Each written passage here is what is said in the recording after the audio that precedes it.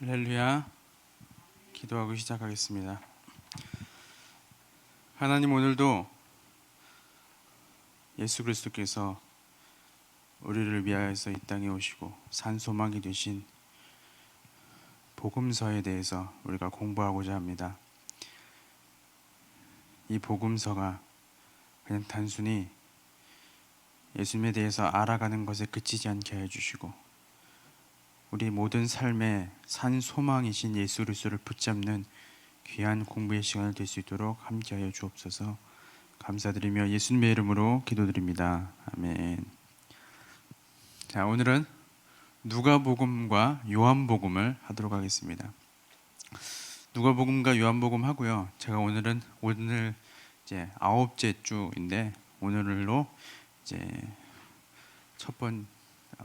이제 텀은 마무리를 하고 정 목사님이 다시 8주 정도 하시고 다시 또 제가 하도록 하겠습니다. 다시 할 때는 사도행전, 누가복음 끝나고 요한복음 끝나고 사도행전부터 쭉 서신서로 쭉 나가도록 하겠습니다. 자, 누가복음부터 먼저 보도록 할까요? 누가복음은 굉장히 구체적이고 또 사실적이고 역사적인 자료들을 바탕으로 예수님에 대해서 증거하고 있는 것을 보게 됩니다. 누가가 이미 복음서를 쓸 때 1장 3절에서 4절에 자신이 이 글을 쓰는 목적에 대해서 분명하게 얘기하고 있죠. 뭐라고 썼냐면 그 모든 일을 근원부터 자세히 미루어 살핀 나도 데오빌로 각하에게 차례대로 써 보내는 것이 좋은 줄 알았노니 이는 각하로 그 배운 바의 확실함을 알게 하려 함이로다. 이렇게 얘기합니다. 그러니까 데오빌로 각하라는 이 사람에게 그 사람이 배웠다는 것은 예수 그리스도에 대해서 배운 것이죠. 그것을 확실하게 알게 하려고 이 누가복음을 썼다는 것입니다. 그래서 이 누가복음도 마찬가지고 그 사도행전도 마찬가지인데 누가의 성격이 그대로 고스란히 들어있는 것을 보게 돼요. 굉장히 역사적인 사실을 또 그 진실을 또 그런 것들을 중점으로 증거하는 것들을 이제 보게 되는 것이죠. 조금 역사적이나 아니면 실제 일어났던 사건들에 대해서 구체적으로 묘사하고 또 이것이 예수 그리스도가 정말로 우리 가운데 오셨다라는 것을 입증하는 자료들을 많이 이제 역사적으로나 아니면 실제적으로 많이 제시를 하고 있는 것을 보게 됩니다. 그것이 누가복음의 특징이죠. 다른 복음서들하고 또 많이 다른 이제 복음서예요. 이제 우리가 좀 더 후에 볼 요한복음은 누가복음이 우리가 눈에 보이는 진실을 강조했다고 그 강조하는 복음서라고 우리가 말한다면 요한복음은 진실도 중요하지만 우리 눈에 보이지 않는 믿음에 대해서 더 강조하는 복음서라고 볼 수 있습니다. 그런 면에서 누가복음과 또 요한복음은 또 다르고요.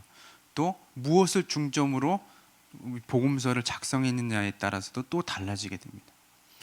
그래서 뭐 사복음서가 다 똑같이 뭐 예수님에 대해서 얘기하고 뭐 결론은 다 십자가에 돌아가시고 부활하시고 그게 다 아니야? 라고 하겠지만 이 글을 어떤 대상에게 썼는지에 대해서 그리고 이 복음서를 쓴 사람의 성격이나 무엇을 중점으로 썼느냐에 따라서 복음서의 내용이 확 달라지는 거예요.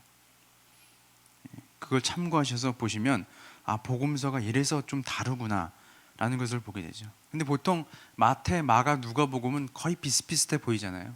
그렇죠? 요한복음만 좀 달라 보이죠. 우리가 생각하기에. 하지만 사복음서가 다 다르게 보입니다. 자, 누가복음의 저자는 누구일까요? 누가입니다. 네. 그 다른 마태복음과 마가복음에서도 마찬가지지만 이 복음서에서 직접적으로 누가가 썼다는 언급은 나와 있지 않습니다. 하지만 대부분의 그 초대 교회의 뭐 모든 학자들이나 사람들이 다 누가라고 증언하고 있고, 특별히 주 200년경에 추정되는 복음서의 가장 오래된 초판이죠. 이 누가복음 초판에는 이미 누가복음이라고 그 제목을 그렇게 적어놨다고 해요. 그래서 많은 학자들이 다 그냥 누가복음이다. 뭐 주 200년경이면 뭐 예수님 돌아가신 지 얼마 안 된, 지금보다는 얼마 안 된 거죠. 요한이 죽은 지도 얼마 안 된, 뭐 그런 때에 다들 누가라고 증언하고 있으니 뭐 여러 학자들도 다 누가로 이제 지목하고 있는 것이죠. 특별히 누가가 그 많은 학자들이나 그 초대교회 때부터 누가라고 다들 인정하고 있지만, 이 책에서는 그 누가가 그 누가복음의 저자가 누가인 것에 대해서 그 뭐라 그러죠? 이게 입증하는 자료들을 이렇게 하나씩 제시하고 있습니다. 누가는 예수님의 첫 번째 제자가 아니었죠. 그렇죠? 예수님의 첫 번째 제자라고 하는 것은 예수님과 같이 있었던 12제자를 말하는 겁니다. 첫 번째 제자가 아니고 바울의 전도여행 중에 이제 만났던 그런 사람이 이제 누가입니다. 특별히 이제 그 뒤에 가서 또 나오겠지만, 바울의 전도여행 중에 누가를 만났고, 이 누가는 하나님 앞에 헌신하여서 바울과 계속 동행하는 삶을 살죠. 그래서 그 특별히 보면 사도행전 중간에 우리라는 단어가 이제 딱 나올 때가 있습니다. 그것을 자세히 살펴보면 누가가 바울과 같이 여러 동행했던, 전도여행을 같이 다니고 로마에서 박해를 당하고 포로 그 수감돼 있을 그때에도 같이 동행했던 그런 누가의 모습들을 그 사도행전에서 우리라는 표현으로 나오고 있거든요. 그래서 아마 대부분의 학자들이 물론 이제 초대교회에 전승되어져 내려온 그런 전승에 의하면 누가라는 것이 분명하지만, 그런 증거들이 사도행전이나 누가복음 곳곳에 이제 나와 있다는 것입니다. 뭐 자세한 내용은 그 제가 나눠드린 유인물에 자세히 보시면 되고요.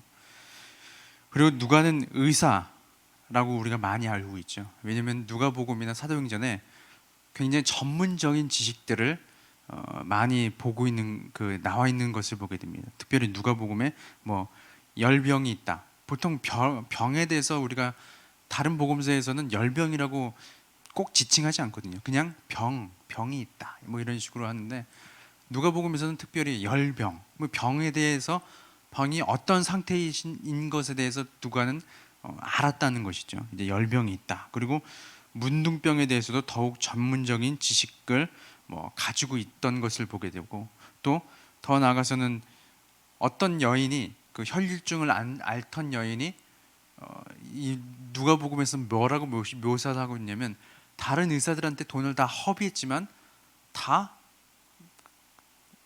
헛것이었다. 뭐 이런 식으로 이제 묘사를 하고 있는 것을 뭐 여러 증거들을 보면, 의사가 썼을 것이다. 의사, 전문적인 의학적인 지식을 가진 사람이 썼을 것이고, 누가가 의사였으니 아마 누가가 썼을 것이다. 라는 이제 증거를 이제 학자들이 내는 것을 보게 됩니다.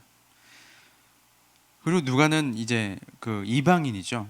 근데 이제 누가복음과 사도행전의 내용들을 자세히 살펴보면 헬라어로 기록이 되었는데, 다른 복음서에는 아람어로 된 지명을 그대로 싣는 것들을 보게 되는데, 누가복음 같은 경우에는 랍비, 뭐 이런 골고다 같은 이런 단들을 쓰지 않고 뭐라고 얘기하면 선생, 또 골고다는 그냥 해골이란 그런 뜻으로 이제 사용하고 있는 것들을 보면서, 이 누가복음과 사도행전 저자는 이방인이었을 것이다. 그래서 가장 유력한 후보가 의사이면서 이방인, 또 헬라어를 잘하는 사람, 그러면 누구일 것인가? 누가이다. 이렇게 얘기하는 것을 보게 됩니다. 또 역사가인 것이죠. 역사적으로 누가복음을 통하여서 예수 그리스도가 구약과 신약의 그 역사를 통하여서 입증된 하나님의 아들이자 메시아임을 누가복음에서 말하고 있는 것이죠. 특별히 그 누가복음의 독자인 데오빌로 각하에게 이제 그 얘기하고 있는 것이죠. 그 역사를 이제 잘 아는 것이죠. 예. 그리고 전도 여행의 동반자라고 되어 있습니다. 이것은 아까도 설명드렸다시피 바울이 2차 전도 여행 때 드로아에서 그 누가를 만났다는 그 것들을 이제 정확하진 않아요. 그런데 많은 학자들이 그렇게 얘기하고 있습니다. 이 바울이 2차 전도 여행 때 드로아에서 그 누가를 만난 것은 참 스펙타클한 이제 스토리가 되죠. 여러분들이 잘 아시다시피 바울이 처음에는 아시아 쪽으로 자기 비전을 삼고 전도여행을 가고자 하였습니다. 그런데 누가 막으시죠? 하나님의 예수의 영이 막죠. 그리고 그 계획이 좌절됐고 그래서 드로아로 갔습니다. 드로아에서부터 이제 복음을 전하기 시작하고요. 아마 많은 사람들이 그때 누가가 같이 합류했을 것이다라고 보고 있습니다. 그래서 하나님의 계획이 참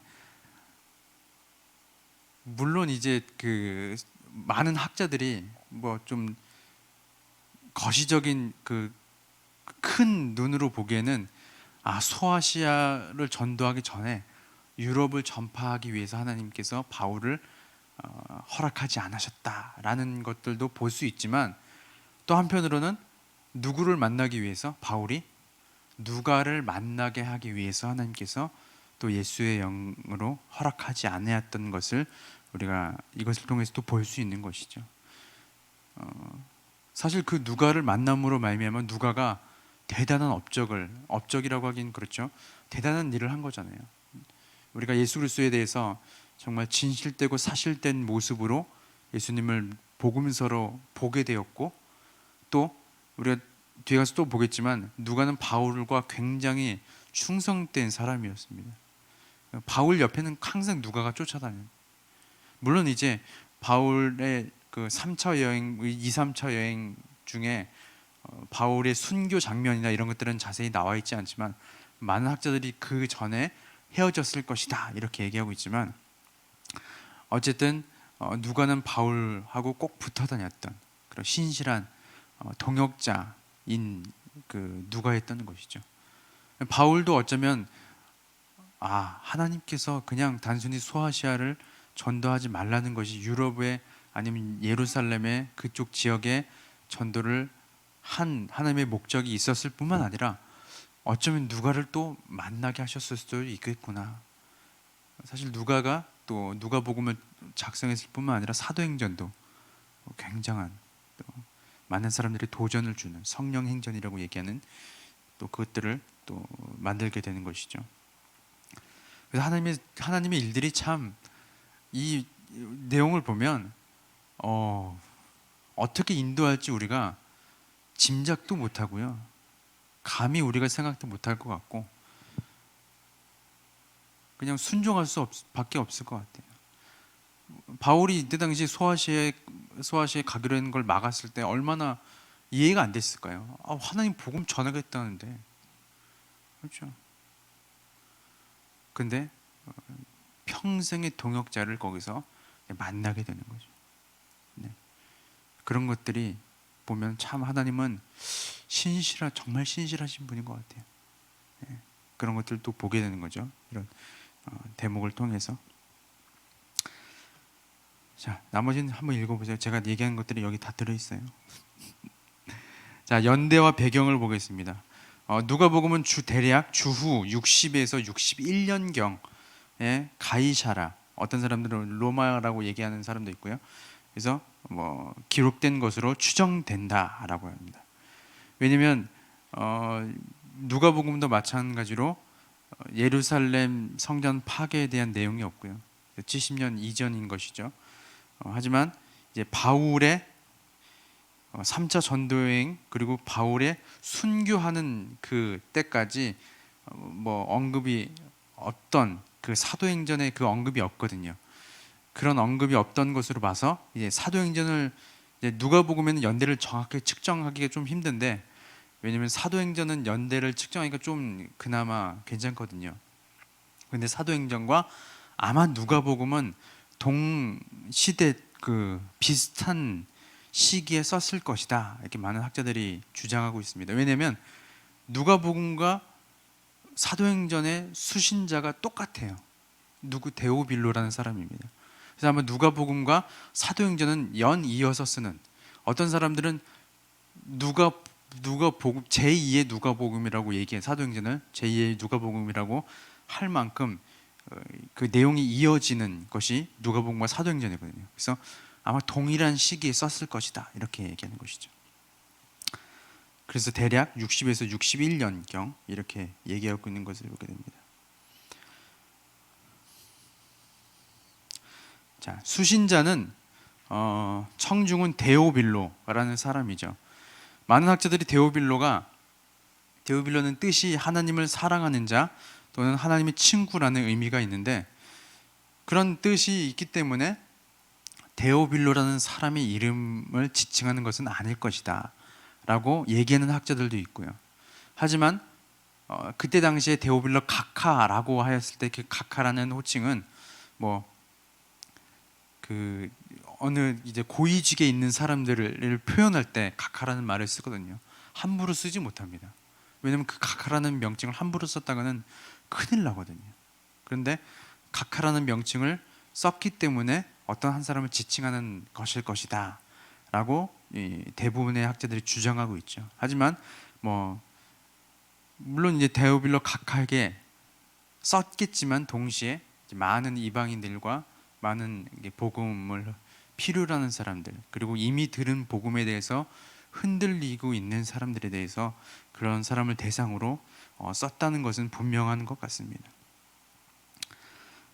자, 이 수신자 데오빌로는 그 이름 자체가 이방인이죠. 이방인인데 예수 그리스도를 그 전하여 들은, 이미 복음을 들은 이제 이방인을 얘기하는 것 같아요.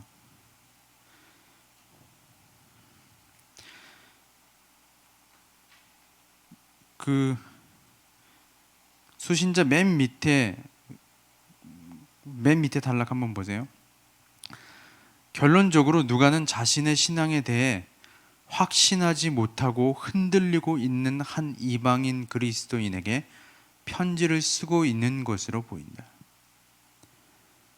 이 데오빌로 각하라는 사람에게 편지를 쓴 이유에 대해서 지금 얘기하고 있는 것입니다. 성경 누가복음의 곳곳에서는 이 복음을 처음 듣는 사람에게 쓴 것 같지 않은 그런 내용들이 곳곳에 발견되거든요. 이 내용을 읽어보시면 그 얘기가 나와요. 그렇다는 얘기는 이 데오빌로라는 각하가 이미 예수 그리스도에 대한 복음을 이미 들었지만 그 복음을 듣고 흔들리고 있는 모습들을 보게 되는 거예요. 누가가, 아니면 그 옆에 있던 바울이. 그렇기 때문에 그 흔들리고 있는 신앙의 모습을 다시 잡기 위해서 무엇을 썼다? 누가복음을 썼다는 것이죠. 그렇다는 얘기는 이 데오빌로와 또 그때 당시에 이방인 그리스도인들에게만 이 복음이 유용한 게 아니고 오늘날 믿음이 흔들리고 있는 우리에게도 동일한 복음의 말씀이 된다는 얘기입니다. 이 누가복음은 그런 특성을 가지고 있어요. 그래서 복음서를 읽어야 되겠어요? 안 읽어야 되겠어요? 읽어야 되겠죠. 그렇죠?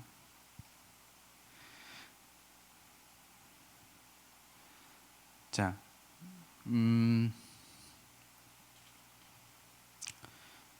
여기에 나왔나? 어디에 나왔나? 제가 기억이 안 나네. 막 이렇게 막 뒤집박죠. 아, 여기 있네요. 왜 데오빌로가 믿음이 흔들렸는지에 대해서 그 다음 장, 이게 맨 위에 나와 있어요. 저는 이걸 읽으면서 오늘날 우리의 신앙과 어쩌면 똑같겠다라는 생각이 들더라고요. 그래서 오히려 더 누가복음을 읽어야 되겠다. 그냥 우리가 필요할 때만 읽는 게 아니고, 필요할 때만 어떤 구절을 따서 읽는 게 아니고, 누가복음을 정기적으로 복음서를 때때로 읽어야 될 필요성이 있을 것 같다라는 생각이 들더라고요. 자, 보세요 한번. 거기 내용이 어떤 내용이냐면, 데오빌로가 예수 그리스도에 대해서 믿은 지 얼마 안 됐잖아요. 그런데 그 주변에 있는 사람들이 어떤 사람들이냐면 당시에 로마에 있던 사람들이나 로마의 지배 아래에 있던 사람들이 예수 그리스도를 믿는 사람들을 유대인의 한 종파로 여깁니다. 뭐 이렇게 비유하면 좀 그렇지만 우리 기독교가 그 개신교가 있죠, 그렇죠? 그리고 그 기독교에는 천주교가 있고 개신교가 있습니다, 그렇죠? 그게 기독교예요. 천주교와 개신교가 기독교라고 합니다.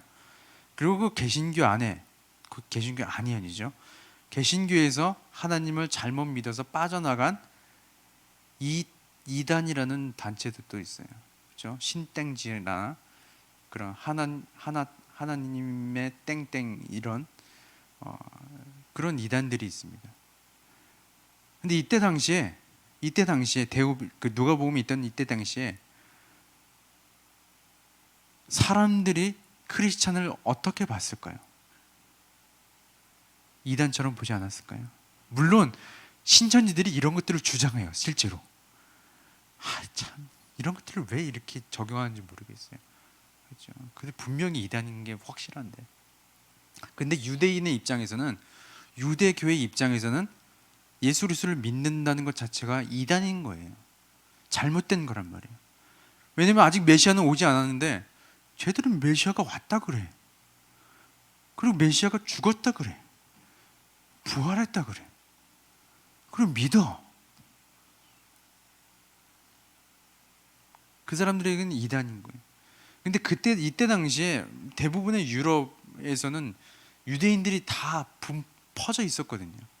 왜냐면 하나님께서 일부러 흩으신 거, 우리가 나중에 그 사도행전이나 이런 것들을 보면서 하나님께서 왜 얼마 전부터 선교를 준비하고 계셨는지 알면요, 정말 등에서 소름이 끼칩니다. 여러분 한번 기회가 되시면 한번 보세요. 정말로 들어보세요. 하나님의 선교적 그 관점에서 본 이렇게 성경 뭐 이런 제목이랄까 뭐 이런 것들을 보면요, 이미 하나님은 바벨론에 의해서 점령을 시키기 전부터 이미 유대인들을 퍼뜨리신 거예요. 우리가 지금 이사야서를 보고 있고, 또 예전에는 뭐 그런 그 많이 묵상하고 보면 유대인들이 막 포로로 끌려가고 이런 것들을 보게 되잖아요. 이 포로들이요, 우리나라도 좀 그런 마음 아픈 일들이 많이 있었죠. 일제시대 때 여기저기 다 흩어졌잖아요. 심지어는 저기 러시아 먼 땅까지, 그쪽 러시아 밑에 카자흐스탄까지, 카자흐스탄이 멀거든요, 꽤. 거기까지 한인 핏줄이 있는 것을, 그러니까 유대인들도 마찬가지. 그런 전쟁을 겪으면서 전 유럽에, 아시아에 유대인들이 다 퍼집니다. 다 퍼지고 그 퍼진 곳에서 본인들이 회당을 만들어요. 왜 회당을 만들었다고 제가 말씀드렸죠? 기억 안 나시죠? 왜 회당을 만들었냐면 그들의 예배 형태가 바뀌어지게 돼요. 왜 바뀌어졌냐면 그들은 예배를 드릴 때 성전에 가서 예배를 드려야 되거든요. 성전에 갈 수 있어요, 없어요? 못 가요. 그러니까 그들의 예배 형태나 하나님을 알아가기 위한 형태가 회당 중심의 신앙생활로 바뀌어지기 시작합니다. 성인 몇 명이 모이면 회당이 세워질 수 있어요. 그 회당 중심의 삶을 살아가기 시작해요, 그 곳곳에. 그런데 크리스찬이 이미 회당이 있는 그런 나라들의, 그런 도시들에 크리스찬이라는 사람들이 한 명씩 생겨나기 시작합니다. 본인들도 하나님을 믿는다고 생각해요. 그리고 배척합니다. 너네들 이단이야, 잘못됐어, 율법으로 말미암아 구원받아야 돼, 메시아는 아직 오지 않았어. 이 데오빌라라는 각하가 그 말을 들었을 때 어떤 생각이 들었을까요?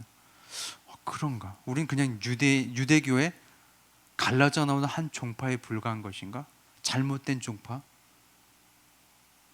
그리고 다른 헬라인의 입장에서는 헬라 사람들은 지혜와 지식을 굉장히 중요하게 여기거든요. 철학이 굉장히 발달했습니다.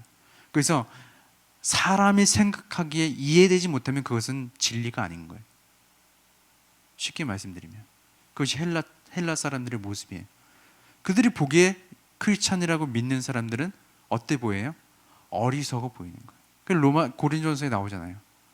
어리석어 보이는 그들은. 그리고 로마 사람들에게는 어땠을까요? 이게 뒤에 나오는 얘기인가? 어쨌든 그냥 갈게요. 로마 사람들에게는 어땠을까요? 로마 사람들은요, 다신교를 믿는 사람들입니다. 종교를 굉장히 많이 믿는 사람들이에요. 그래서 한 신만 믿는다고 하면 그 사람들은 그냥 무신론자 취급을 해버려요. 데오빌로가 그런 상황에 처해 있단 말이에요. 그래서 믿음이 흔들리기 시작합니다. 그럴 때 누가는 그 믿음이 흔들리지 않도록 누가복음을 데오빌로에게 쓰기 시작하는 거예요. 자, 오늘날 우리의 신앙은 어떤 위기에 처해 있습니까? 혹시 데오빌로랑 비슷하지 않으세요? 특별히 코로나 이 시대에 그렇게까지 예수를 믿어야 돼? 그래서 그렇게 믿어서 뭐 밥을 줘, 뭘 줘? 사업이 더 잘 됐어. 밥 줘요? 교회에서 밥 주죠, 주일에. 그래서 자녀가 말썽 안 피워.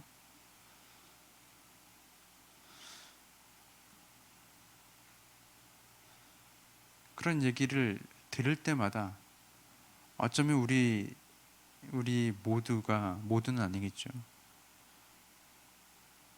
어쩌면 그런 말들이나 그런 시선들이 데오빌로 같이 우리의 믿음을 흔들리게 하는 것은 아닌지 우리 한번 봐야 되고요. 그럴 때 뭘 읽어야 된다고요? 누가복음을. 예수 그리스도께서 우리를 위해서 왜 오셨는지, 그분이 정말 우리의 삶의 소망이신지 누가복음이 누가가 증거하고 있다고요.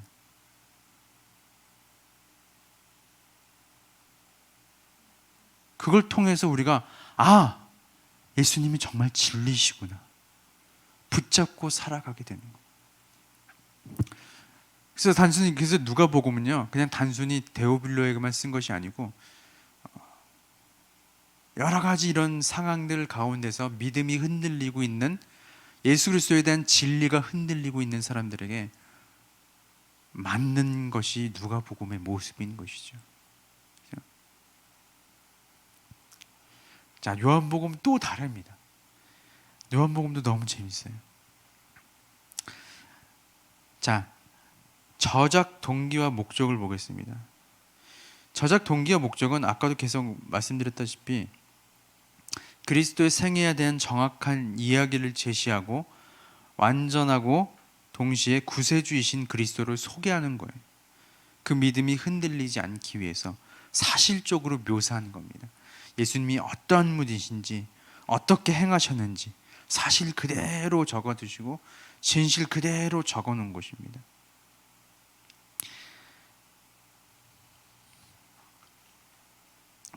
그런 것들이 이제 쭉 있는 것을 보게 되죠. 또 누가복음은 그 복음서를 통하여서 굉장히 다양한 사람들의 반응을 잘 묘사하고 있습니다. 아까도 말씀드렸다시피 데오빌로에게만 썼을 수도 있고 아니면 데오빌로와 같은 이방인들에게 썼을 수도 있습니다. 그것은 크게 중요한 건 아니에요. 하지만 복음서는 오늘날 우리에게도 읽혀지는 책인 것이죠. 그런데 이 누가복음에서는 다양한 사람들의 이야기가 있고요, 다양한 사람들을 만나는 예수님에 대한 이야기가 있습니다. 그렇다는 얘기는 우리의 삶의 여러 가지 상황과 어려움과 우리의 모습들을 이 누가복음을 서를 통하여서 그 사람들이 만났던 예수 그리스도를 통하여서 우리도 예수님을 만날 수 있는 것이 누가복음의 모습이라는 것이죠. 그렇죠? 그래서 우리가 복음서를 꼭 누가복음만이 아니고요, 복음서를 통하여서 우리가 알 수 있는 것은 뭐냐면, 우리가 또 붙들 수 있는 건 뭐냐면, 그 속에 어떤 한 인물이 있어요. 근데 저 모습이 꼭 내 모습 같네. 어떤 분은 사마리아 여인과 같은 모습이 내 안에 있어요. 만족함을 찾지 못해요. 물론 이제 남편을 5명 갈아치웠다는 그런 얘기는 아니고요. 그런 모습들이 상처받는, 어디에서도 내가 아무리 물을 먹어도 목이 말라 있는 그런 상태. 누가 채워줄 것인가? 근데 이 복음서에 그 여인의 인물이 나오네. 나랑 똑같네. 이런 것들을 통하여서 그 사람에게만 예수 그리스도가 구원자가 아니고 누구에게도, 나에게도 예수님은 구원자가 되시는 것을 이제 보게 됩니다.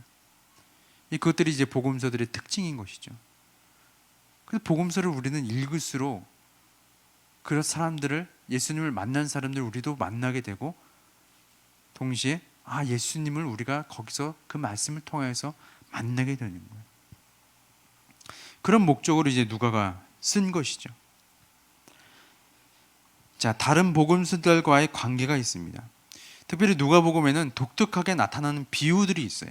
여기 비유들의 목록이 쭉 나오는데 그 다음 장에 보세요. 누가복음에서 독특하게 나타나는 비유들 가운데 한 가지 주제가 등장하는데, 이것들을 다 이렇게 요약한 주제가 뭐냐면 기도와 관용에 대한 비유들의 주제입니다. 누가복음에 독특하게 나오는 주제인 것이죠. 그래서 간청하는 친구, 간청하는 과부, 바리새인과 세리에 대한 비유들, 이런 것들이 나오고요.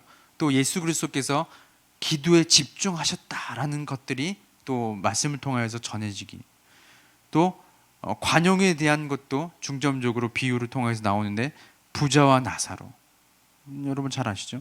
어리석은 부자, 빚진 자 두 사람, 지혜로운 청지기, 선한 사마리아인의 비유, 이런 것들이 이제 누가복음에만 있는 그런 비유들인데, 이것을 통해서 관용의 중요성을 이제 강조하고 있는 것이죠. 그렇죠?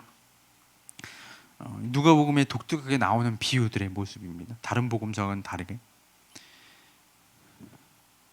그래서 누가복음은 이제 기도와 관용을 통하여서 예수 그리스도를 붙잡고, 또 예수 그리스도가 행하신 것처럼 이제 삶을 살아가도록 권면하고 있는 것이죠.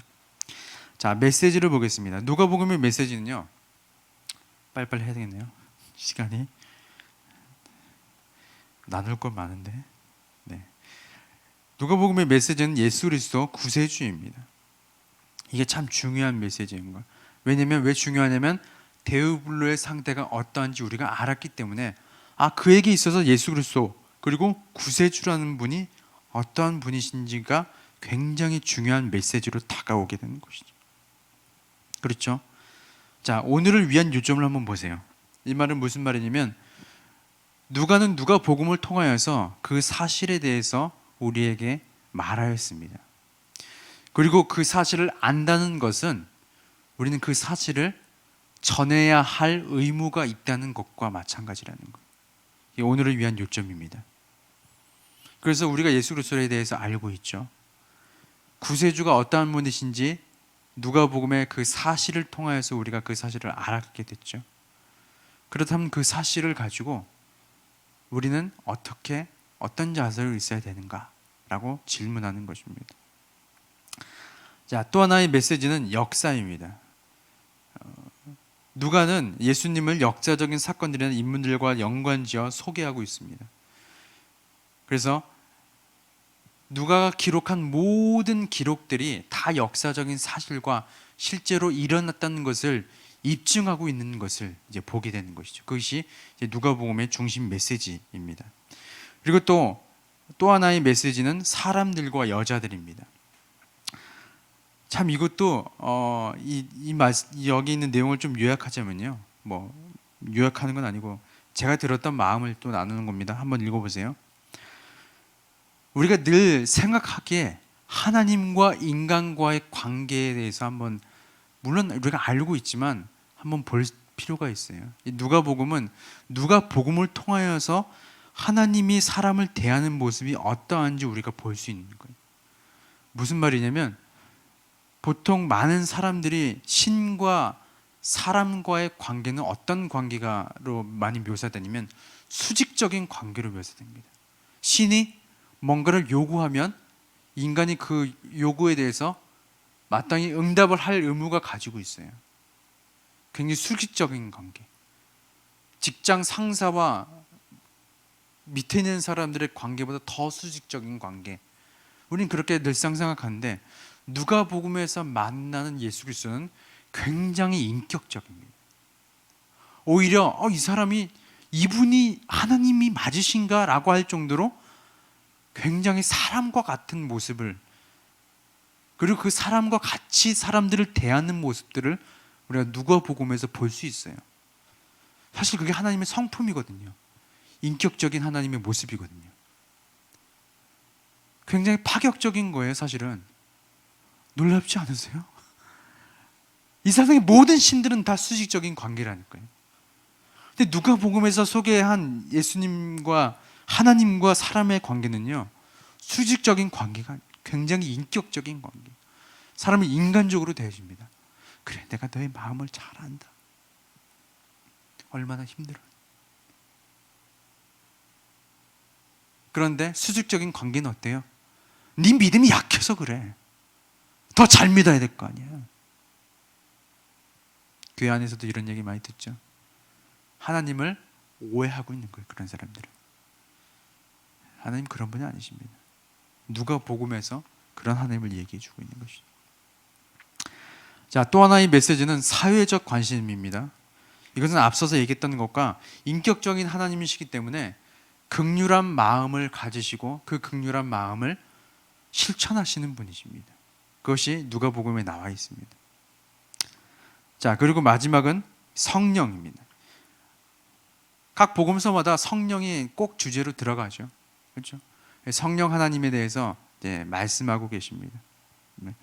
특별히 누가복음에서는 사도행전과 이어진다고 말씀드렸잖아요. 그래서 누가복음의 성령 하나님은 굉장히 사도행전과 이어지는 중요한 역할을 하는 거예요. 이제 누가복음까지는 예수님의 중점 사역이 있다면 예수님께서 이제 보내신 성령 하나님의 사역이 시작되는 것이 이제 사도행전으로 이어지는 것이죠. 그래서 누가복음의 중요 메시지가 이제 사도행전입니다. 성령입니다. 자, 지도 설명은 이제 한번 보시고요. 예수님의 사역에 대해서 쭉 얘기하고 있습니다. 자, 요한복음으로 보겠습니다. 요한복음은 예수 그리스도를 서두에, 요한복음 서두에 예수 그리스도를 뭐라고 묘사하냐면 말씀이라고 묘사하고 있습니다. 말씀이신 예수 그리스도께서 우리에게 오셨다. 그 말씀이신 예수 그리스도는 하나님으로서 만물을 창조하시고 만물을 다스리시는 그런 분이시다라고 이제 소개하고 있는 것을 보게 되죠. 그래서 요한복음은 굉장히 특이해요. 다른 복음서보다. 다른 복음서들은 예수님의 일대기와 그분의 사역과 또 그분의 여러 가지 사실적 역사적인 것들을 말하고 있는 반면에 요한복음은 예수님이 하나님의 아들이시다라는 것에서부터 시작합니다. 얼핏 보면 신성을 강조하는 요한복음이라고 말할 수도 있겠죠. 하지만 꼭 그렇지만은 않습니다. 그분이 이제 육신을 입어, 말씀이 육신을 입어 이제 이 땅 가운데 오셨다는 것도 분명히 얘기하고 있습니다. 하지만 이제 요한복음은 하나님의 아들이신 예수 그리스도께서 생명을 주시러 오셨다라는 것이 이제 중점 내용입니다. 자, 저자에 대해서 보겠습니다. 참 저자 요한도 스펙타클한 인물이에요. 이 저자의 별명이 우레의 아들입니다. 예수님이 지어주신 이름이에요. 우레라는 말은 굉장히 성격이 급하고 무슨 일 있으면 참지 않습니다. 참지 않고 그리고 자기중심적이고 이게 요한의 모습이에요. 우리가 요한복음이나 요한 1, 2, 3서나 이런 요한계시록을 읽어보면 어때요, 느낌이? 굉장히 차분하고 사랑이 많고, 왜냐하면 요한이 요한복음을 통하여서 예수님의 사랑하는 그 제자 이렇게 표현하잖아요, 자기 자신을. 요한이 굉장히 차분하고 좀 성격이 온유하고 이런 느낌이 들지 않으세요? 저만 드는 것 같아요. 읽을 때 그런 느낌이 들거든요. 그런데 요한은 그런 사람이 아니었어요. 굉장히 성격이 괴팍하고 막 급하고 막 성질머리가 막 대단한 그런 사람이었습니다. 한번 읽어보세요. 제가 얘기하는 것들이 여기 쭉 나와요. 그런데 누구를 만나서 변화된 거예요, 사실은? 누구를 만났어요? 예수 그리스도를 만나서 변한. 여기 한번 글을 읽어보세요. 야, 이런 사람도 변화되는 게 예수 그리스도를 만난 사람이구나, 이런 생각이 듭니다. 사실 요한복음과 요한복음과 요한 1, 2, 3서는 거의 요한의 말년에 쓴 책들이거든요. 우리 뒤에서 보겠지만 8, 90년 때쯤에 이제 쓴 책들이 이제 거의 굉장히 오래 살았어요. 요한이 그때 당시에 비하면 그 오래 산 사람인데 느지막하게 썼거든요. 그래서 온유할 수밖에 없어지는 거죠. 그렇죠? 그만큼 연단되어진 거죠. 하나님으로 말미암아, 예수 그리스도로 말미암아. 그런 것들이 이제 요한의 모습을 이제 볼 수 있습니다. 저자 요한. 자, 요한은 본래 많은 사람들이 세례 요한의 제자였다고 믿는, 그렇게 보고 있는 사람들이 많이 있어요. 그래서 요한이 본래 세례 요한의 제자였는데 세례 요한이 저 지나가는 어린 양을 보라, 뭐 이렇게 해가지고 예수님을 쫓고 같이 이제 함께 있기 시작하고, 또 그때부터 이제 제자로 살기로 결심을 하게 됩니다. 그런 이제 요한의 모습들을 보게 되고요. 나머지는 쭉 한번 읽어보세요.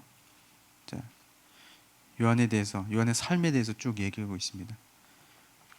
꼭 읽어보세요. 정말 괜찮습니다. 왜냐면 여기서 본인들의 모습이 보일 거예요. 아, 요한, 나도 요한과 같은 사람이구나. 승질머리 대단하고 막 급하고 막 온유라고는 찾아볼 수 없고, 물론 이제 모두가 다 그런 분은 아니라는 거. 그런데 예수 그리스도를 만나면서 변화되어지는 것들, 참 대단하신 분이에요. 예수님이에요. 자, 배경, 요한복음에 쓴 배경은 예루살렘 멸망 이후에 요한이 밤모섬에 유배되기 전에 주후 85년에서 90년에 에베소에서 기록하였다고 이제 합니다. 왜냐하면 요한복음은 예루살렘 멸망에 대해서 언급하고 있는 것을 우리가 볼 수 있죠. 그래서 마찬가지로 요한복음도 요한이 썼다는 그 직접적인 언급은 없지만 초대교회의 모든 많은 사람들이 다 요한이 썼을 것이다라고 이제 얘기하고 있고, 특별히 요한복음은 늦게 썼기 때문에 초대교회에서 더 이제 확신을 할 수 있는 부분인 것이죠. 왜냐하면 다른 복음서들에 비해 한 40년 더 뒤에 쓴 거잖아요. 그렇죠? 30년 정도 더. 그렇다는 얘기는 더 초대교회 사람들이 더 입증하기 쉽다는 얘기죠. 자, 요한복음의 독자는 믿음이 약한 그리스도인과 진리를 찾는 비그리스도인입니다. 요한복음은 내용과 접근 방식에서 다른 세 복음서와 크게 다릅니다. 요한은 그리스도의 인격을 명료하게 묘사하기 위해 몇몇 중요하고 기적적인 표적들을 기록하고 있는 것을 보게 되죠. 마태와 마가와 누가는 설명이나 해석이 거의 없이 역사적 사실을 많이 얘기하지만, 요한은 주요 사건들이나 어떤 여러 가지 예수님의 모습들을 통하여서 이분이 하나님의 아들이신 것에 대해서 세세하게 증언하는 것들을 볼 수 있습니다. 그것이 요한복음의 또 다른 복음서와 크게 다른 특징 중에 하나죠. 그래서 이제 그런 그 설명을 통하여서 믿음이 약한 그리스도인과 진리를 찾는 비그리스도인에게 요한복음이 참 좋은 책인 거예요. 예수님에 대해서 세세하게 기록하고 그분이 어떠한 분이신지 굉장히 또 영적으로 다가가는 모습들이 많이 보이죠.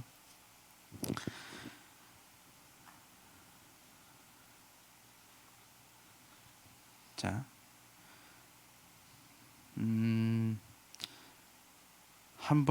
나머지는 한번 쭉 읽어보세요. 이제 그런 내용들이에요. 대부분 믿음이 약한 그리스도인과 진리를 찾는 비그리스도인을 대상으로 썼다는 것이 요한복음 내에 뭐 어떤 특별히 반복되는 단어들이나 어떤 내용들을 보면서 이제 그런 것들을 이제 이렇게 썼을 것이다 학자들이 얘기하고 있는 것이죠. 자, 요한이 이 책을 쓰는 목적은 요한복음 20장 31절에 나와 있습니다. 오직 이것을 기록함은 너희로 예수께서 하나님의 아들 그리스도이심을 믿게 하려 함이요 또 너희로 믿고 그 이름을 힘입어 생명을 얻게 하려 함이니라. 이것이 요한복음의 목적입니다. 그래서 요한은 이 목적을 이루기 위해 이 복음서 전반에서 예수님이 하나님의 아들이신 그리스도이시며 그리고 구약에 예언된 분이고 구원의 유일한 근원이심을 보여주고 있는 것이죠. 이것이 요한복음 전체에 두드러진 주제입니다.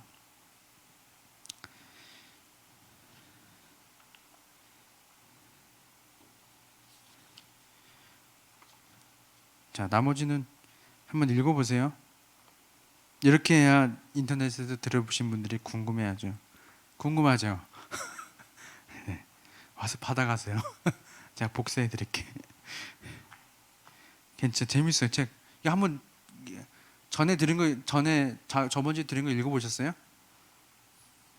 읽어보셨다 그러세요? 이렇게 재밌다니까요. 괜찮다니까요. 이 책이 주석책이 다른 주석책과는 다른 주석책은 굉장히 딱딱하거든요. 근데 잘 돼 있어요. 우리 삶에 참 잘 적용될 수 있게끔 잘 쓰여졌습니다. 그래서 어려운 그렇게 어렵게 이렇게 쓰여진 건 아닌 것 같아요. 제가 보기에. 자, 요한복음의 메시지가 있습니다. 요한복음 메시지는 예수 그리스도 하나님의 아들 첫 번째 메시지입니다. 특별히 요한은요 여러 가지 기적들이나 표적들을 통하여서 예수님께서 하나님의 아들이심을 나타내는 것을 보게 돼요. 뭐 물로 포도주를 만드신다든지 왕의 신의 아들을 고치신다든지 뭐 베데스다 연못가에서 병자를 고치시는 것 그리고 5천 명을 먹이시고 또 무리를 걸으시고 소경된 자를 고치시고 죽음에서 살리시고 그리고 또 본인도 죽으셨다가 다시 살아나신 것 이런 것들을 통해서 저분이 그냥 역사적인 인물을 넘어서서 어떤 분이신 거예요? 정령 하나님의 아들이시구나. 이것이 이제 요한복음의 중심 메시지인 거죠. 자, 두 번째 메시지는 영생입니다. 영생은 영원한 삶을 사는 것이죠. 그래서 예수님은 우리에게 생명, 곧 영생을 주시려고 이 땅에 오셨다라는 것이죠.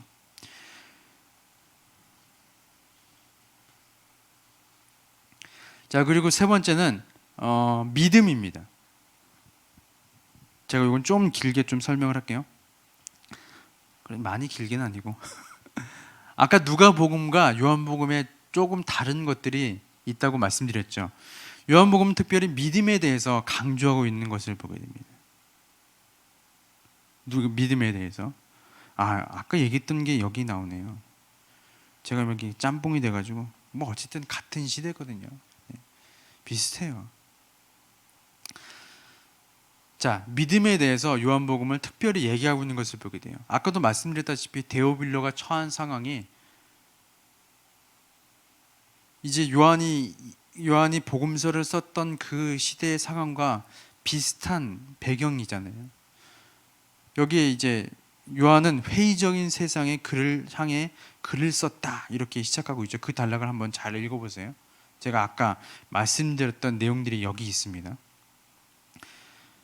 많은 사람들이 기독교 크리스찬의 그 들은 복음에 대해서 굉장히 회의적입니다. 유대인들은 유대인 나름대로 회의적이고요. 그리고 헬라 사람들은 헬라 사람들 나름대로 회의적이에요. 믿지 못하는 거예요. 그리고 로마 사람들은 로마 사람들 나름대로 회의적이 되는 겁니다.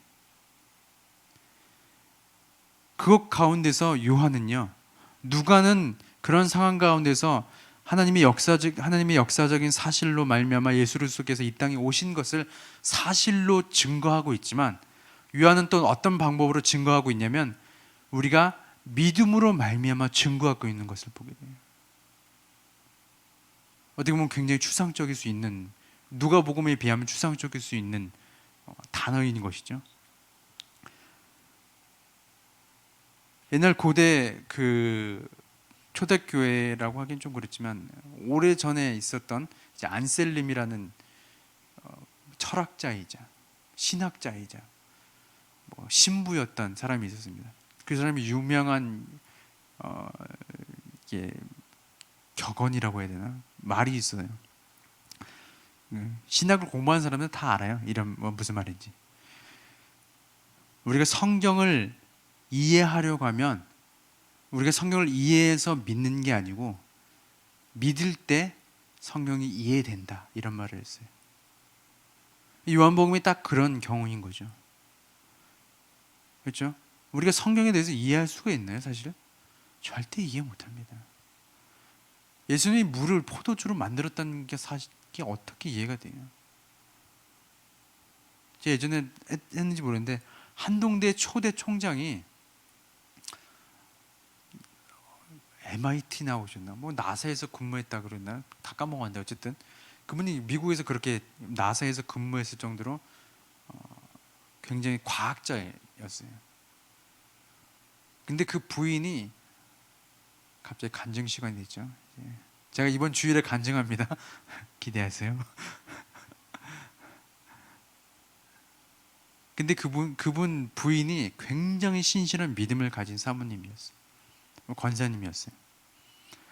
그 권사님이 아무리 이 남편에게 성경을 갖다 주고 복음을 전해도 어떻게 물이 포도주로 변하냐, 어떻게 사람이 물 위로 사람이 어떻게 건너냐, 과학적으로 안 맞는 거, 이해가 안 되는 거예요. 그런데 어느 날 성경을 읽다가 물이 포도주로 변한다는 그 장면을 또 읽었나 봐요. 읽었는데 믿어지는 거예요. 믿으니까 이해가 된다는 거예요. 믿으니까 이게 이해가 되네. 뭘 믿으니까? 예수님이 하나님이신 것을 믿으니까, 그리고 하나님이 전지전능하신 분이시라는 것을 믿으니까 그 모든 사건들이나 모든 기적들이 다 이해가 되는 거예요. 그분이니까 그게 되는 거예요.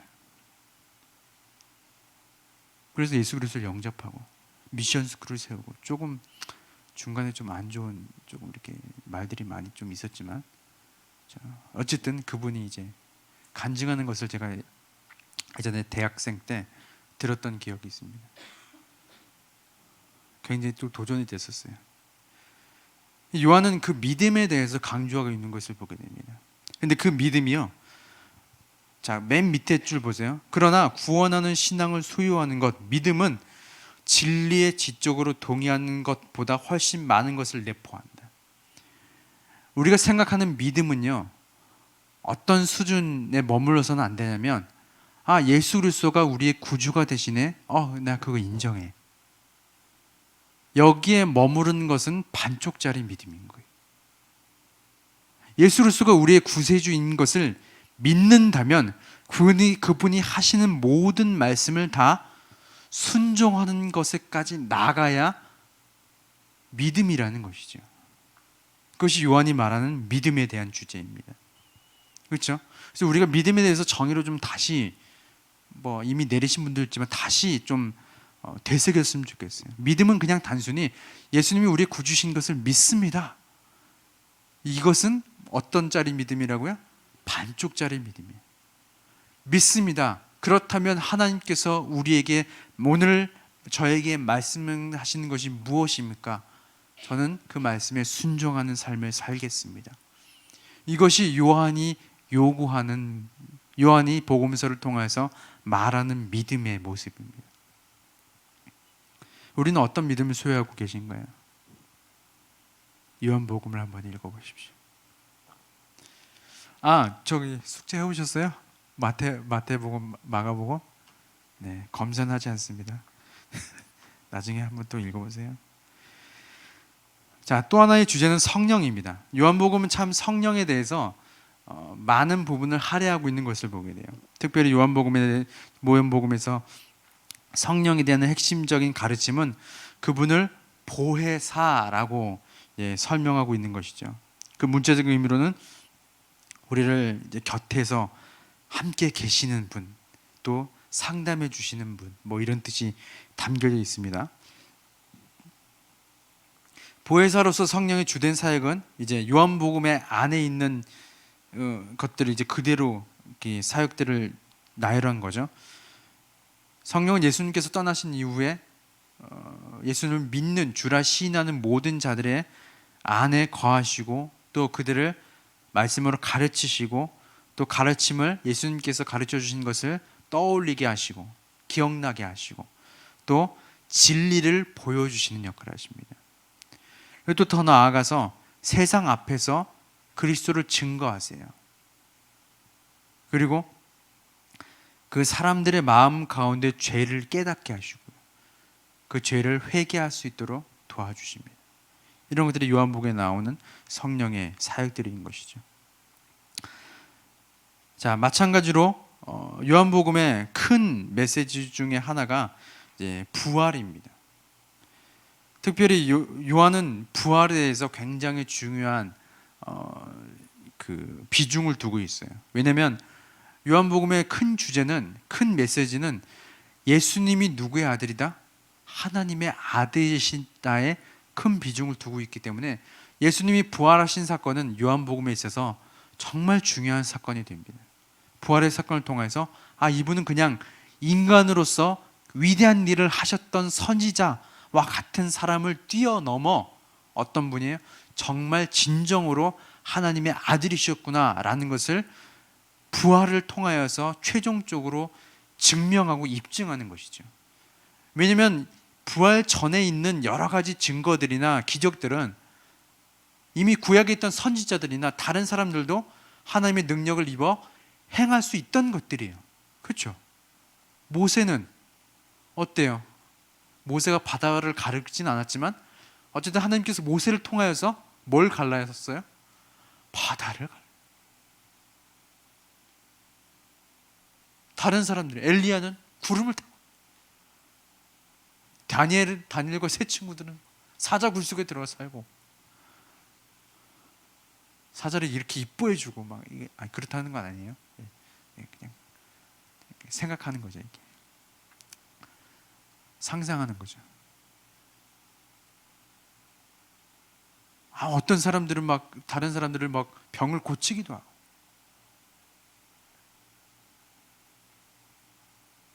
그런데 죽었다가 살아난 사람은 아무도 없어요.